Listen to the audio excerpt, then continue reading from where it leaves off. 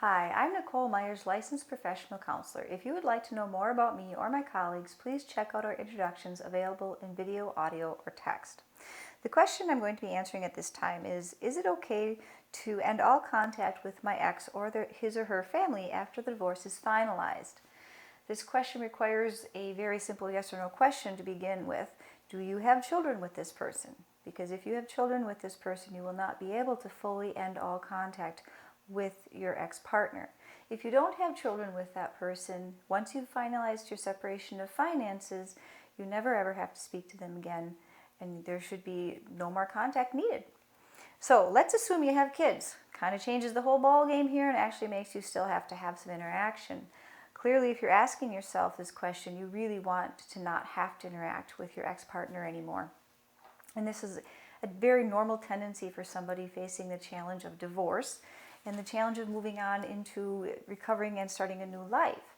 So what you want to consider is, what do your children need, and what do you need to focus on in order to meet your needs and their needs? There are ways to deal with how you interact with your ex-partner, such as how much interaction do you need to have? Sometimes people choose to have interaction only by email or text message. Therefore, anything you say to each other is recorded, and you have time to alter it and make it sound more politically correct. I know that term is overused, but politically correct is a great way to be when you are dealing with somebody that you no longer like. And it also helps you focus on what was the purpose of the email or the text.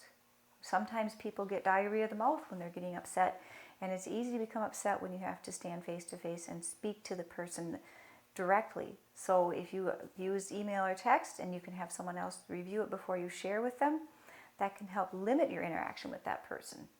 You can also choose how to set boundaries with your ex-significant other, such as, why are you talking to this person? Probably if you're continuing to talk, you need to schedule who's going to take your children to games, to school, who gets the children at different times for activities. So these are things that will continue to need to be discussed. If your child needs to go to the doctor for something, their other parent has every right and responsibility to be aware of that. So sending them a simple text about that or email can really help out. If you feel you must talk to that person, write out what you want to say to them. Here's what we're talking about. We are talking about our child's doctor's appointment. All other stuff can wait till another discussion or may be irrelevant to caring for your child. In other words, if you have children with your ex-significant other, you will not be able to completely stop talking to him or her or their family, perhaps, but you will be able to limit the interactions that you need to continue to experience. Thank you for listening to today's question. If you would like to know more about divorce or would like to submit your own question, please visit us on Facebook or subscribe to our newsletter. The materials provided in this article are for informational purposes only. Use of and access to this article or any of the links contained within the article or website do not create a relationship between the author and the user or browser.